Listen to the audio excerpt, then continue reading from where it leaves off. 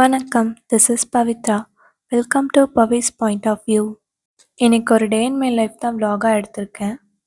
காலையில் ஃப்ரெஷ் ஆனதும் first breakfast தான். பாப்பா எந்திரிச்ச உடனே பால் குடிச்சிருச்சு. இப்போ பிரேக்ஃபாஸ்ட் கொடுத்தா கண்டிப்பாக சாப்பிட மாட்டா. அதனால் ஃபர்ஸ்ட்டு நான் சாப்பிட போகிறேன்.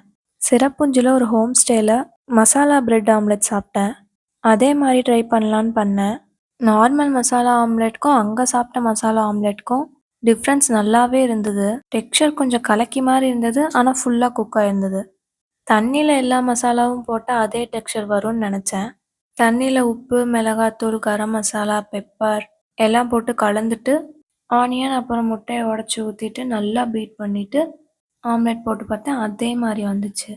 ஆனால் டேஸ்ட் கொஞ்சம் வேறு மாதிரி தான் இருந்தது. ஆனால் ஒரு 80% அதே மாதிரி வந்துருச்சு.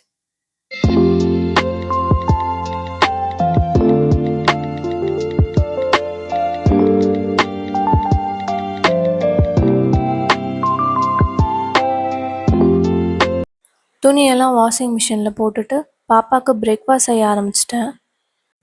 பாப்பாவுக்கு இன்றைக்கி முட்டை தோசை தான் செஞ்சுருந்தேன். இப்போ தான் கொஞ்சம் எக் ஒயிட் மட்டும் சாப்பிட ஆரம்பிச்சிருக்கா. எக் யோக் ஆம்லேட்டில் மட்டும் சாப்பிட்றா. வீடியோவே எடுக்க விடுறதில்ல. ட்ரைபாட் பிடிச்சிட்டு ஒரே விளாட்டு. சாப்பிட வச்சு தூங்க வைக்கிறதுக்குள்ளே வாஷிங் மிஷின் துணியை துவைச்சிருச்சு. சாப்பிட வைக்கிறதுக்கும் தூங்க வைக்கிறதுக்கு மட்டும் அவ்வளோ நேரம் ஆகும் பாப்பாவுக்கு. ரோர்கேலாவில் மழை நிற்கவே மாட்டேங்குது, பெஞ்சிட்டே இருக்குது. ரொம்ப வித்தியாசமாக இருக்குது இங்கே மழை பெய்யுறது. இந்த மாதிரிலாம் மழை பெஞ்சால் நம்ம ஊர்லலாம் ஸ்கூலில் லீவே விட்டுருப்பாங்க. இடி இடித்தா அப்படியே பில்டிங் மேலேயே இடிக்கிற மாதிரி இருக்குது. வீட்டுக்குள்ளேருந்து மழையை வேடிக்கை பார்க்க நல்லா தான் இருக்குது, ஆனால் வெளியே வேலை செய்கிறவங்களுக்கு தான் கஷ்டமாக இருக்கும். எனக்கு ரெய்னி சீசன் தான் பிடிக்கும் வீட்டுக்குள்ளே இருக்க வரைக்கும். உங்களுக்கு ரெய்னி சீசன் பிடிக்குமா பிடிக்காதான்னு கமெண்ட்டில் சொல்லுங்கள்.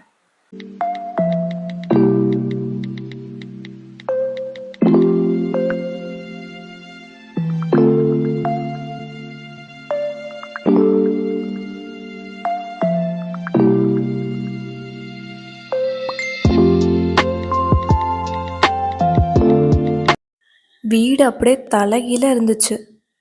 வீடு க்ளீனாக இருந்தால் தான் என் மைண்ட் ஃப்ரீயாக இருக்கும். இல்லைன்னா அப்படியே டென்ஷனாகவே இருக்கும், கோவம் வந்துகிட்டே இருக்கும். எனக்கு வீடு எப்பயுமே க்ளீனாகவே இருக்கணும். ஆனால் வீட்டில் இருக்க 2 பேருக்கும் அப்படி இல்லை, அப்படியே ஆப்போசிட். கிளஞ்சிருந்தா தான் அவங்களுக்கு பிடிக்கும். அவங்க கிளச்சி போடுவாங்க, நான் க்ளீன் பண்ணுவேன். இதே தான் ரிப்பீட் ஆகிட்ருக்கும். குழந்த கிளச்சி போட்டால் பரவாயில்ல, திரும்ப க்ளீன் பண்ணிக்கலாம். குழந்தையோட அப்பாவும் குழந்த மாதிரியே பண்ணால் கோவம் வருமா வராதா? எவ்வளோ சொன்னாலும் மாறப்போகிறதில்ல, அதை அப்படியே விட்டுற வேண்டியதான். இந்த ஸ்லாப் பார்த்தா க்ளீன் பண்ணுறதுக்கு ஒரு 10 மினிட்ஸ் ஆகிற மாதிரி தான் தோணும். ஆனால் இதை க்ளீன் பண்ணுறதுக்கு எனக்கு 1 hour ஆயிடுச்சு. நடுவில் பாப்பா வேறு தூக்கத்துலேருந்து எந்திரிச்சிட்டே இருந்துச்சு. திரும்ப தூங்க வச்சுட்டு திரும்ப க்ளீன் பண்ணிவிட்டு இப்படியே மாற்றி மாற்றி பண்ணுறதுக்கு 1 hour ஆயிடுச்சு.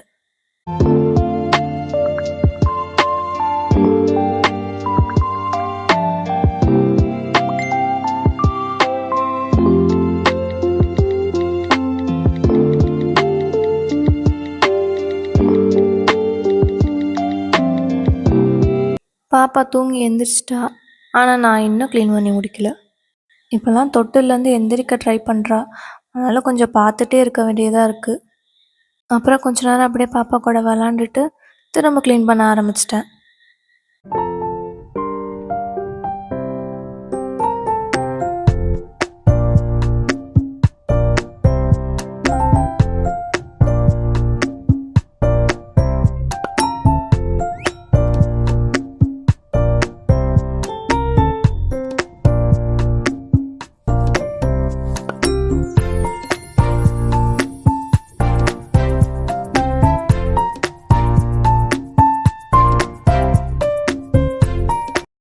திரும்பவும் நல்லா மழை ஆரம்பிச்சிருச்சு. கொஞ்ச நேரம் அதை அப்படியே நல்லா வேடிக்கை பார்த்துட்டு இருந்தேன். லஞ்சுக்கு அரிசி பருப்பு சாதம் தான் செஞ்சுருந்தேன். சாப்பிட்டு முடிச்சுட்டு நருட்டோ கார்ட்ஸ் கொஞ்ச நேரம் விளாண்டுட்டு இருந்தோம். அதையும் பாப்பா விளாட விடலை, கிளச்சி போட்டுட்டு அவள் விளாண்டுட்டு இருந்தா. அப்புறம் ஈவினிங் வரைக்கும் 3 பேரும் நல்லா தூங்கிட்டோம். டின்னருக்கு இன்றைக்கி சிக்கன் வறுவலும் கத்திரிக்காய் சாம்பாரும் தான் செய்ய போகிறேன். அதுக்கு முன்னாடி கிச்சன் க்ளீனாக இருந்தால் தான் சமைக்கிறதுக்கே ஒரு இன்ட்ரெஸ்ட் வரும். அதனால் கிச்சன்லாம் க்ளீன் பண்ணி முடிச்சுட்டு சமைக்க ஆரம்பிச்சிட்டேன். வறுவலுக்கு மசாலா அரைக்கிறதுக்கு சோம்பு, சீரகம், மிளகு, லவங்கம், பட்டை, ஏலக்காய், கசகசா எல்லாம் சேர்த்து நல்லா வறுத்துட்டு இஞ்சி பூண்டு கூட சேர்த்து அரைச்சிருவேன். அப்புறம் வாணலில் கடலெண்ணெய் ஊற்றிட்டு நல்லா காஞ்சதும் எண்ணெயில் பட்டை, பிரியாணி இலை, ஏலக்காய் எல்லாம் போட்டதுக்கப்புறம் ஒரு பெரிய வெங்காயம் நீளமாக கட் பண்ணி போட்டிருக்கேன்.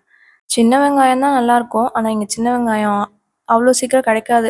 கிடைச்சாலும் ரொம்ப சின்ன சின்னதாக இருக்கும். அதனால் பெரிய வெங்காயமே போட்டுட்டேன். பூண்டு உரிக்கிறதுக்கு சோம்பேறித்தனமாக இருந்ததுன்னு அப்படியே தோலோடையே மிக்சியில் போட்டுட்டு நல்லா அரைச்சிட்டேன். தோல் சாப்பிட கண்டிப்பாக நல்லா இருக்காது சாப்பிட்றப்போ. அதனால் வடிகட்டி போடலான்னு சொல்லிட்டு வடிகட்டி போட்டேன். டேஸ்ட் அதே மாதிரி தான் வந்துச்சு. எப்பயாவது சோம்பேறித்தனமாக இருக்கப்போ இப்படி பண்ணிக்கலாம். இஞ்சி பூண்டு நல்லா வணங்கினதுக்கப்புறம் சிக்கன் போட்டுட்டு சிக்கன் கொஞ்சம் நல்லா தண்ணியெல்லாம் வந்ததுக்கப்புறம் உப்பு, மஞ்சத்தூள், மிளகாத்தூள், கறி மசால், மல்லித்தூள், அப்புறம் சக்தி சிக்கன் மசாலா போடுவேன். போட்டுட்டு கடைசியாக ஒரு ஸ்பூன் பெப்பர் போட்டு நல்லா பரட்டிட்டா அவ்வளோதான் சிக்கன் வறுவல். கத்திரிக்காய் சாம்பார் வச்சாச்சு. சாப்பாடும் வச்சுட்டேன்.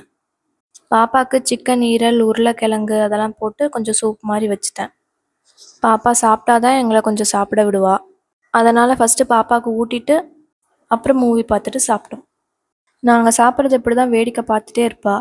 ஆனால் நம்ம கொடுத்தோம்னா சாப்பிடவே மாட்டாள்.